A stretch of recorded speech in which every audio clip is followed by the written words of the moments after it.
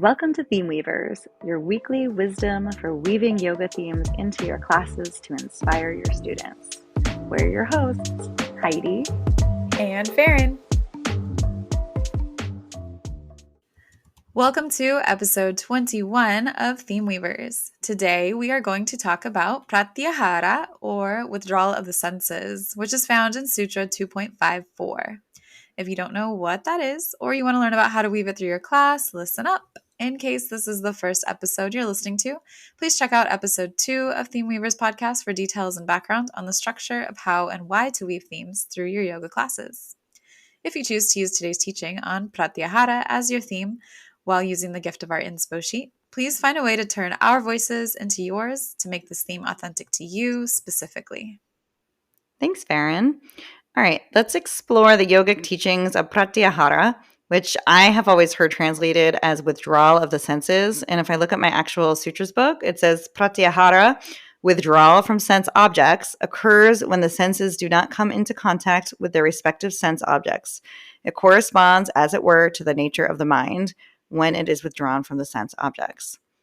So, can I read from a different book? Yeah, read me yours. So this one says, when the whole mind is drawn inward, away from the senses, and toward an awareness of pure consciousness, this is Pratyahara. Don't you love how 1, 2, 3, 5 Sanskrit words translate so differently depending on the author? I have like 4 different sutras books. They're all different. It's so much interpretation. But I think the main point is withdraw from your senses to go inward, right? Yes, definitely. Yeah. So it's the 5th limb of yoga, and it marks the transition from the external practices, right? We've talked about our external yamas, our external niyamas, our asana, which is external postures, our pranayama, which is external-ish breath, but also the internal. But now we're like going in, right? And we're going to start to discover a little bit more on this journey of the self. The Yoga Sutras, as I said, Pratyahara is described in the 2nd chapter, verse 54. As withdrawal from the senses in the external world. And this withdrawal is essential for cultivating a deep sense of inner awareness and self-control. It's like turning our focus inward, detaching from the distractions of the external world. In our lives today, the life that I live, the life that you live, that we all live, the relevance of Pratyahara is really profound. We live in a time of constant sensory overload. Our phones are always out. We're being pulled in every single direction. What TV show, what movie, what video game, all the things like boom, boom, boom, boom, boom, sounds, distractions, noises. Even in yoga today, they were like doing the HVAC system over and it's like wah, wah, wah, the entire time, like sensory overload. And this constant barrage of barrage? Yeah, barrage. That's how you say it. Yeah, barrage. Yeah, sometimes I forget if it's barrage or barrage, but yeah, whatever. The constant barrage of notifications, information, and stimuli can lead to stress, anxiety, and a sense of disconnection, and frankly, complete overwhelm and overload. Pratyahara offers a remedy to these modern challenges in our lives of constant bing, bing, bing, being pulled in every which way. Even like the vibration of the watch on your wrist, right? It's like all coming at you. Yep. So Pratyahara encourages us to reclaim our power over our senses. Instead of reacting impulsively to external triggers, we learn to respond mindfully. This practice can help address issues like digital addiction, information overload, and the incessant need for external validation. All right. I don't know about you, but do you feel this like sense of needing to constantly be connected? I do. I'm always connected. I do have a smartwatch on my wrist at all times, and I do get the buzz, and I'm just like, I gotta check my phone. What was that? What's happening? What's going on? Notification here, notification there. Like, I'm in. Even I have it on during yoga practice or yoga teaching to keep my time, but like I don't turn the notifications off. So like I can still see a text message coming through in the middle of teaching. But yeah, it's hard. It's hard to be disconnected. I silence my notifications except for I have like the ability for if my husband or one of my kids reaches out or the school, like it will notify me. But really, what am I going to do? Stop teaching and be like, sorry, Cottage Street School is calling? No. Right? Like you're always, it's the sense of urgency that you need something, somebody needs you, and you have to get back to them right away. Otherwise, I don't know what. they'll go someplace else. They'll tell somebody else. They'll Mm. talk to somebody else. You'll lose The world's your. gonna end. I know it's really hard. My boss, the owner of my studio, and I were talking about how like I get back to people. I'm like on call 7 days a week. I feel like not because that's what she wants, but because that's the expectation I put on myself. That like if a student or a teacher needs something, they need to get an answer right away, or they'll go someplace else, or they'll be unhappy and they won't want to work here. Like I don't. It's this deep need, and my boss is like, no, 48 hours, 48 business hours. I'm like, what? That's an absurd long amount of time. Like I can get an Amazon package faster than that. Yeah, but there is, like, I guess it is fueled by fear, that fear of disconnection, that fear of like what is going to happen, fear of not knowing. It's real. Yeah. So maybe by withdrawing from our senses, whether it's by intentionally putting your smartwatch on do not disturb, leaving your phone inside when you go on a walk, eating lunch without your computer being on, maybe that's really hard, but maybe there's some benefits. So what are the benefits? Like why should I disconnect and go inward?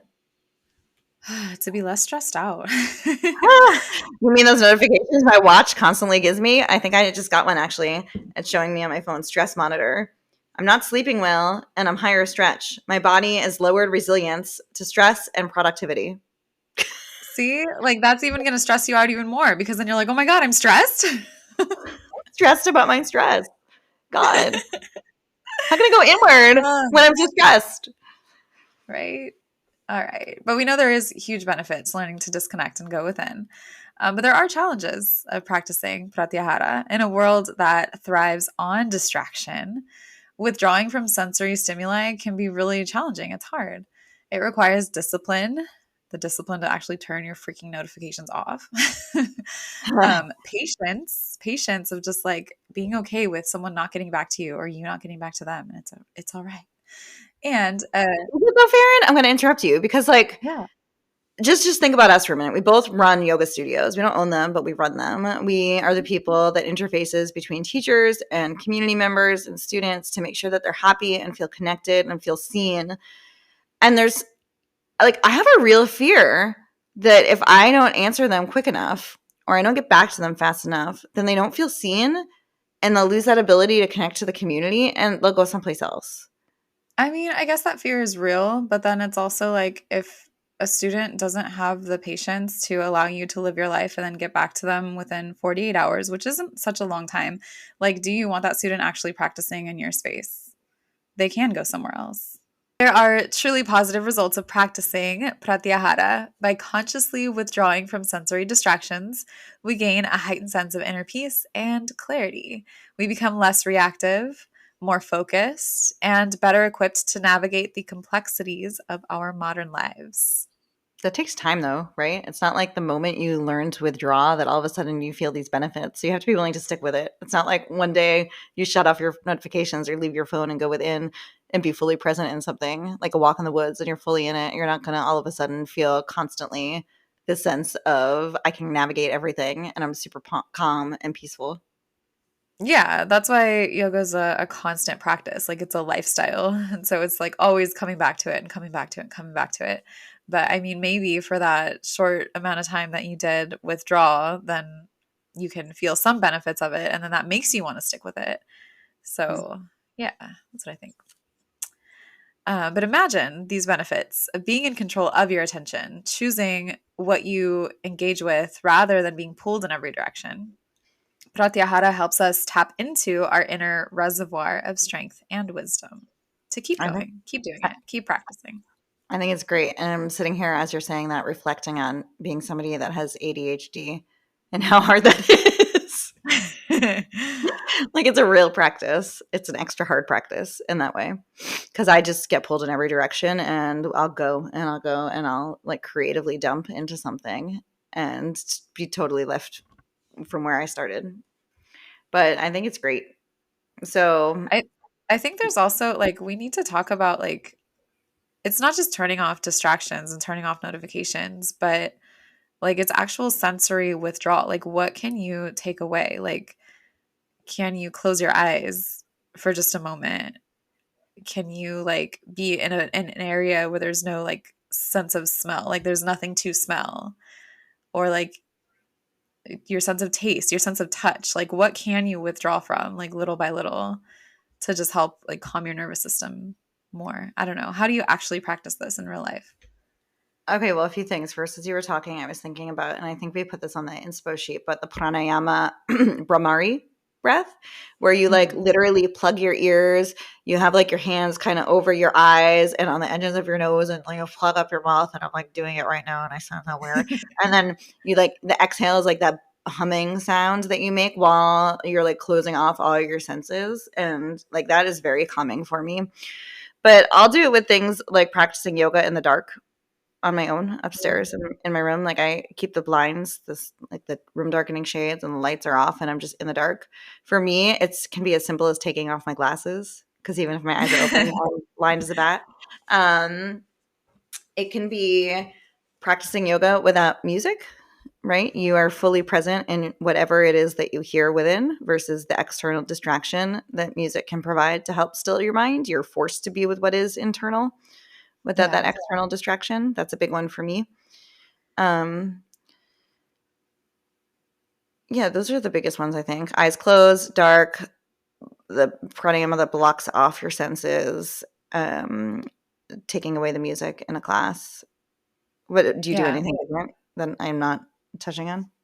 No, those are the only ones I can think of too. Like it's harder to let go of other senses, I think. Unless you get into one of those chambers. Have you ever been into one of those chambers? Those sensory deprivation chambers? God, no, that sounds terrifying. But I will say I love going to I have ear issues. Like I've had like 15 sets of ear tubes in my ears, and one of my ears I'm supposed to wear a hearing aid, and I never wear it. And it's fine. I've gotten used to it. But when I go for my annual hearing test, have you ever gotten a hearing test? Yeah. I love the moment that the lady or the man leaves, audiologist, let's just call them, the human, leaves the sound booth and closes the door. And all of a sudden, there's like a complete absence of sound before like they turn on their microphone and I hear them from the other side of the booth. That is one of the most peaceful. I like feel calm just thinking about it. And that's despite the fact that some of the tests that they do are frustrating, like when they do the pressure thing and they like make my ear hurt while I'm in there. I don't like that. But like, but my experience of that quiet, deep, real quiet is so calming. Yeah. I have been in a sensory deprivation chamber and Like it's the water really thing when they close the yeah, lid. Tell me about your yeah. So experience. it's just like a little room almost with like a huge tub in it that your whole body can like fit in stretched out. And they put so much salt in the water that like you will just float. Like you don't have to do anything. You just like effortlessly float. Like the Dead Sea in Israel. Yeah. It's so cool. Wait, Yeah. there's no lid over you because the lid is what freaks me out. No, mine was just a room. Oh, I could do that. I would love that actually, probably. Yeah, it was like open space, but like it's pitch black. You cannot see anything. So you like get in there with like the door still a little bit open and then they close the door and it's pitch black. Can't see anything. You can't hear anything. You can't even feel your body after you've been in there for like a minute. All of a sudden you have like no sensation and you're just like it's just emptiness. It's so crazy. How long were you in there? It's an hour long. Yeah, but it goes by so fast. Where'd you do this? They have a float chamber in Fresno. Oh my God, a float chamber. I would really like to try this. Google it. Maybe you have some near you. I'm gonna check it out. That sounds really, really cool. It's just the lid thing. I feel like I was watching a Sex in the City episode once, and she put like the lid. It's like a. Have you seen those like oxygen chamber things? They have it like those wellness places where like you get like zip Oh, almost, and like that freaks me out. oh yeah, almost like a tanning bed, I guess. Yeah, kind of like a tanning bed. You should not. Yeah, no, this was not that. Well, that's really cool. And all of this is making me reflect on when I first started teaching yoga, I never taught with music, which is funny as a musician. Like you would think I would love music. I find it very distracting and keeps me outside of my own experience versus the ability to be with what is within. Like I took a class today and her music was just like weird to me. It's like kind of like porn music, if you would. You know what I mean? Like that, like sort of like CD, like with no words. Like I don't know. It just I was not in my experience because I was so distracted by the music. It was hard for me Wow. to go inward when that outward distraction. But maybe that's the practice. Can you still hear that there's things going on around you and shut off your senses despite the fact that they're still eager to engage? Yeah. Oh, that'd be tough. This is great, Farin. We shared with our students what the teaching is, some of the challenges of practicing Pratyahara, as well as the benefits. So now they're in practice. How do we weave it through the class to really drive the teaching home and connect it? I think for me, I remind my students that as they practice today, remember it would change during different parts of the class. So if it's during an asana practice and they're moving their body into different poses and stuff, I might say withdraw your senses from external distractions, focus on your breath and the sensations within your body, right? So whatever's happening outside of you, bring it in. I might say observe any urges to react to external stimuli and practice not reacting to nurture your inner stillness. And then in moments when they're being still, whether it's like taking a rest in a child's pose or a seated meditation or whatnot, invite your senses to turn inward, exploring your inner world. I don't know. That's what I would do to weave it through the class. Do you have any additional resources or thoughts on what you would say to deepen our understanding and practice of Pratyahara? I don't know if I have any like through line phrases that I weave in. But I do like doing like an eyes closed practice. So I might just gently remind them like, are your eyes still closed? Or like, even if they don't want to close their eyes completely, like, can you just continue with a soft focus at something ahead of you? Yeah, or like notice what comes up for you when you're trying to close your eyes or keep them Yeah. closed. Are you lingering in your inner experience? Are you feeling resistance and frustration and just like, no, I'm not doing that, woman? Like, Right. Yeah, I think that's all I got. beautiful. So, what should our listeners do? Go download the inspo sheet, of course. We have it at themeweaversyoga.com/episode 21. So we list these phrases out for you, as well as a few inspirational quotes that you can start your class off with as you practice Pratyahara. Some songs that might bring the theme to life. We just talked about practicing without music, but we we offer you some things that can help with the withdrawal of external forces, as well as some mantras, mudras, specific pranayama techniques like the Brahmari breath that Heidi was talking about earlier, some postures, and a meditation that you can weave into your class. I love it. And I don't, for this class, I don't always do a peak pose. It's more what you talked about, like the eyes closed class. Keep your eyes closed or be in the dark and allow that to be an experience of going inward and shutting things off versus like, we're going to do, dancer's pose. For me, it's more of like a general overall class vibe than a Yeah. physical. Are you the Yeah, same? for me as well. I usually just do like an eyes closed class, and then sometimes I'll combine like two, like no music and eyes closed. And then that really forces them to turn inward. And so it's more about like, instead of, well, at our studio we have a mirror. So instead of like looking at yourself in the mirror to see like what your body looks like, can you keep your eyes closed and focus on what each posture feels like? And like Mm. just being aware of like where you are in space, that proprioception, like can you focus more on that?